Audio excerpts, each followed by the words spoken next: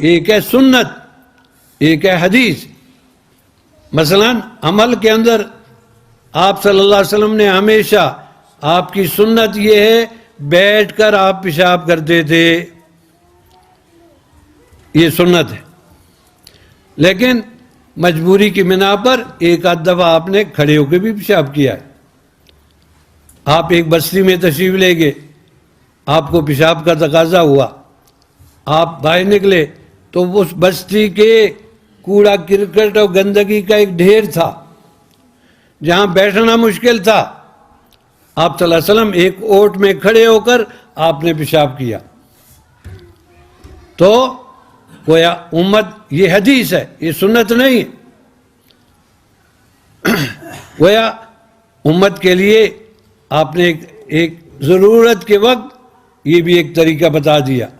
بعض دفعہ انسان مجبور ہوتا ہے، آپ نے دیکھا ہوگا یہاں تو آپ کے یہاں سب ہے، ایئرپورٹوں کے اوپر پیشاب کے لیے وہ دیوار کے اندر بنے ہوتے ہیں۔ اب آپ کیا کریں گے؟ وہاں بیٹھیں گے؟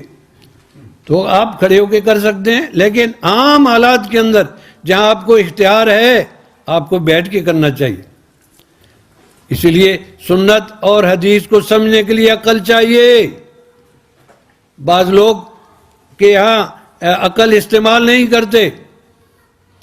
میں ایک رسالہ پڑھ رہا تھا، ایک مولانا بیان کر رہے تھے غالباً کینیڈا کا، تو وہاں ایک صاحب درس دے رہے ہیں اور یہی حدیث آئی کہ آپ صلی اللہ علیہ وسلم ایک بستی میں تشریف لے گئے اور وہاں کھڑے ہو کر آپ نے پیشاب کیا۔ اب وہ کہتے ہیں جی اب یہ عقل کی کمی ہے، فقاہت کی کمی ہے، کہتا ہے کھڑے ہو کے پیشاب کرنا سنت ہے۔ نعوذ باللہ، یہاں سنت کہاں سے آئی؟ تو خیر وہ پڑھے لکھے تھے، سامنے بیٹھے ہوئے ایک کھڑا ہوا، اس نے کہا مولانا صاحب یہ سنت سے مردوں کے لیے عورتوں کے لیے بھی ہے۔ شرمندہ ہوا وہ۔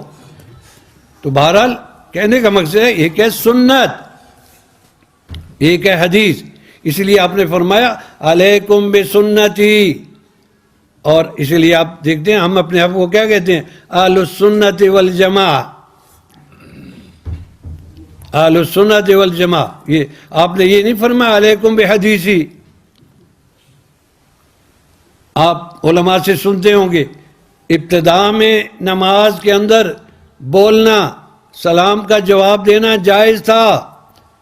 جماعت کھڑی ہے، آپ آ رہے ہیں اور پوچھے بھائی کتنی رکعت ہو گئی ہیں؟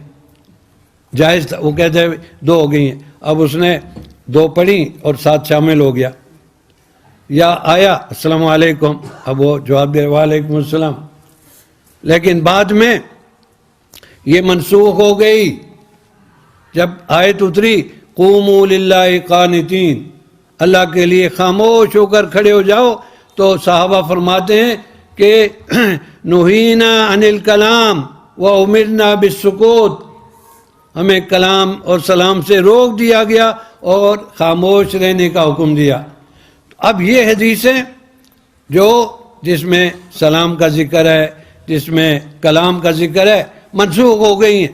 یہ حدیث تو ہے، سنت نہیں ہے۔ سنت اب یہ ہے خاموش، نماز کے اندر خاموش رہنا، کلام نہیں کرنا، سلام کا جواب نہیں دینا۔ لیکن بعض صرف ایسے بھی ہیں کہ اس پر عمل کر رہے ہیں۔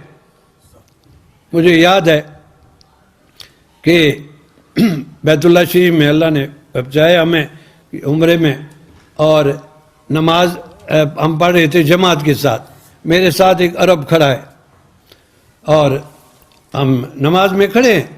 اب اس کا موبائل بجنا شروع ہوا، اب وہ اسی قسم کی جماعت کا آدمی تھا، وہاں سے نکالا انا فی الصلاۃ، یعنی میں نماز پڑھ رہا ہوں۔ تو یہ کلام سے یاد رکھیے، کلام سے نماز فاسد ہو جاتی ہے۔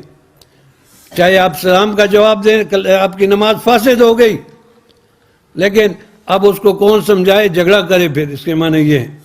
کہنے کا مقصد یہ ہے کہ جو پہلے حدیثیں ختم ہو گئیں، منسوخ ہو گئیں، وہ حدیث تو ہے، سنت نہیں ہے۔ سنت اب یہ ہے خاموش ہو کے کھڑے ہو جاؤ۔ میرے بزرگوں اور بھائیوں، کہنا میں یہ چاہتا ہوں کہ اگر ہم عالم نہیں ہیں علماء سے پوچھیں بھائی. اللہ فرماتا ہے فَاسْأَلُوا أَهْلَ الذِّكْرِ إِن كُنتُمْ لَا تَعْلَمُونَ.